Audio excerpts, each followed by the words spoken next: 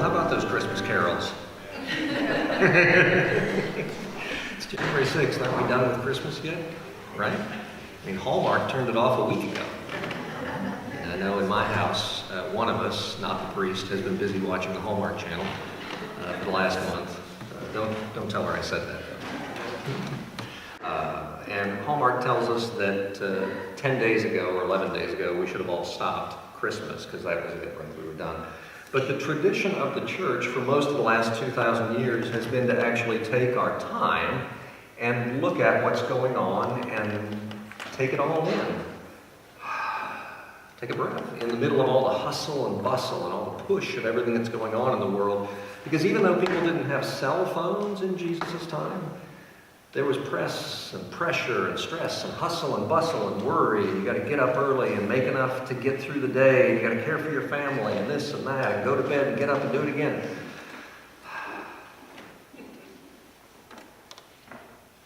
And one of the most beautiful things about the witness of the church is that we take our time and we allow God to act in our lives. When we are doing our best work, we take our time. And so Epiphany today is both the festival that we celebrate today, and it's also the season that will stretch over the next few weeks.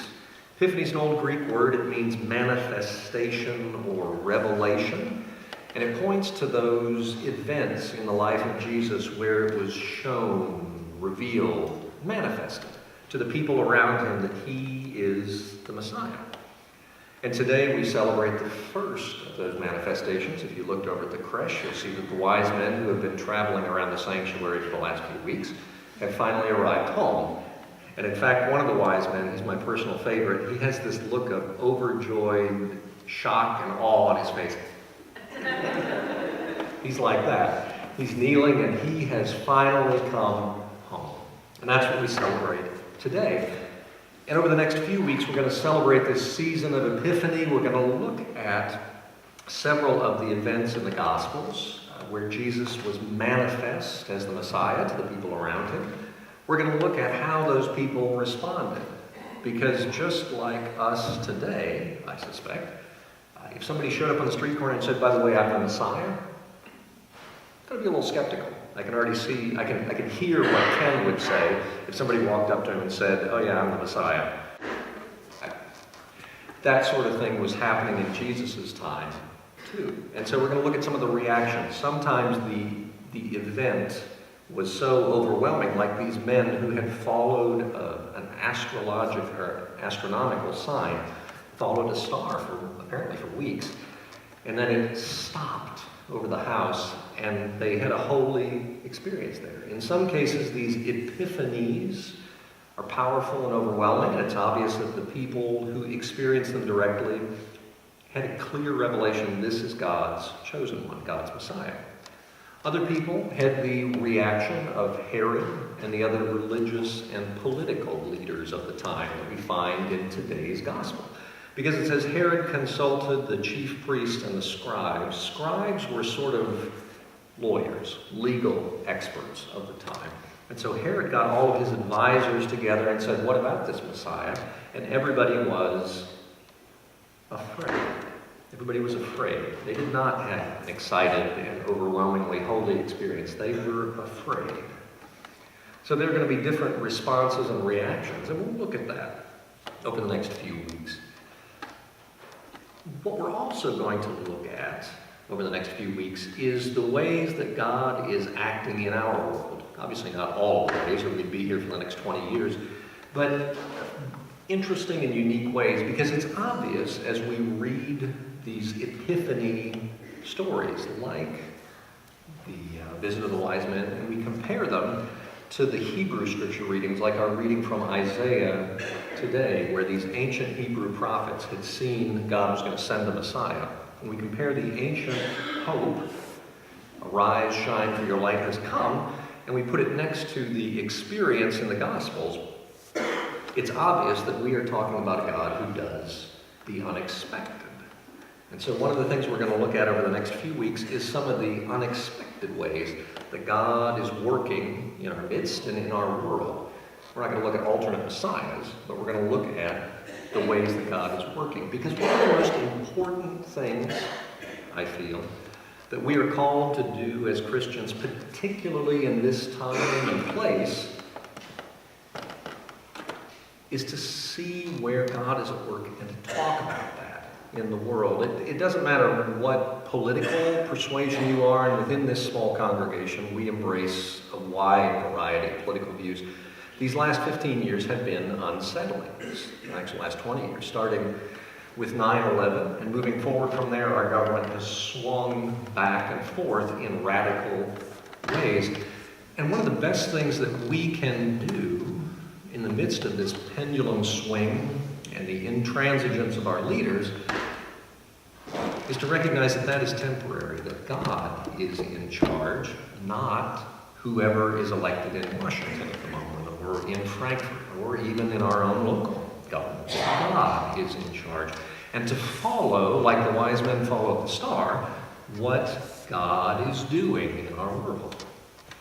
And so today, to begin this, let's look at us. Let's look at us for a moment. As most of you know, this past year has been, honestly, a difficult one for this congregation. We have had moments of light and joy, like Briella's baptism. That was pretty darn fabulous. And things like that. There have been a lot of good things that happened. But it has been a year of unexpected deaths, illnesses, terminal diagnoses. Really, more than most, it has been a punch in the gut for this congregation. And a lot of times, as you would expect, when that happens to a church, when that stuff kind of comes crashing down, the church shuts down. You know, the doors stay open, right?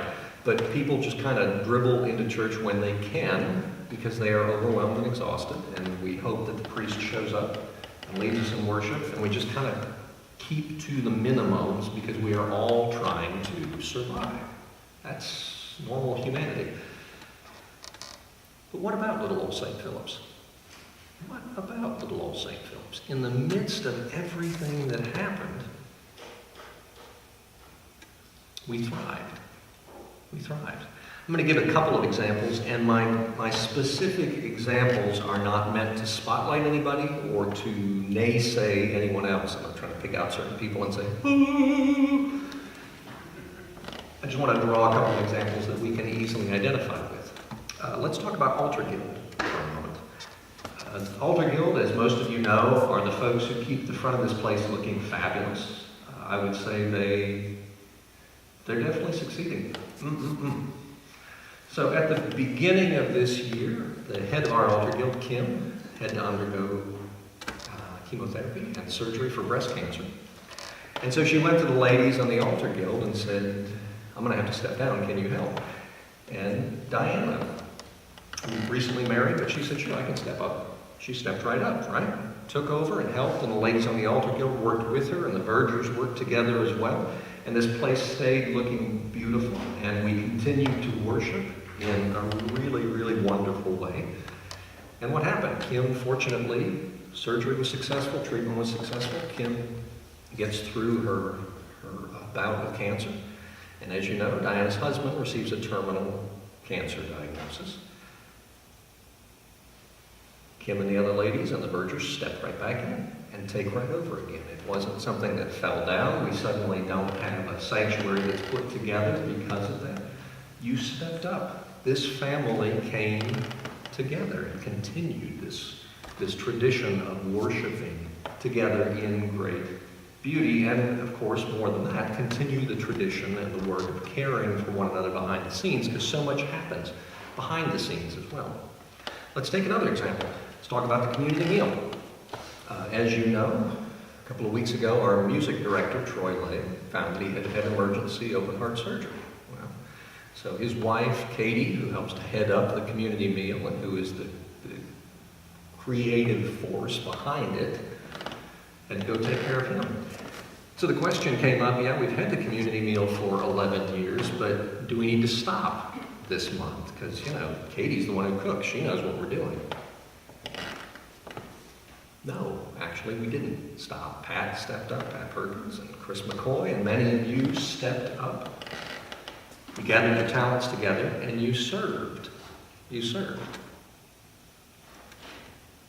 And we fed on a cold day in the middle of winter. You fed. We're serving 350 people at a time now. You all stepped up and served. You didn't close the doors. So God works, and God works in beautiful and unexpected ways because he uses us. He doesn't use somebody else. It's not about the Mother Teresas of the world or the Billy Grahams. I mean, those people are doing important work, don't get me wrong.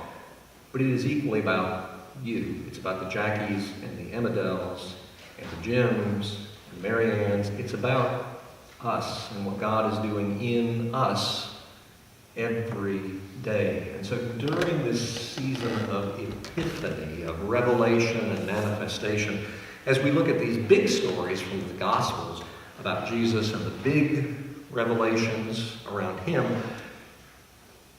I also want to look at the revelations happening in us and in the world around us, because God is equally at work. And you all are equally living out the amazing, amazing life of people of faith.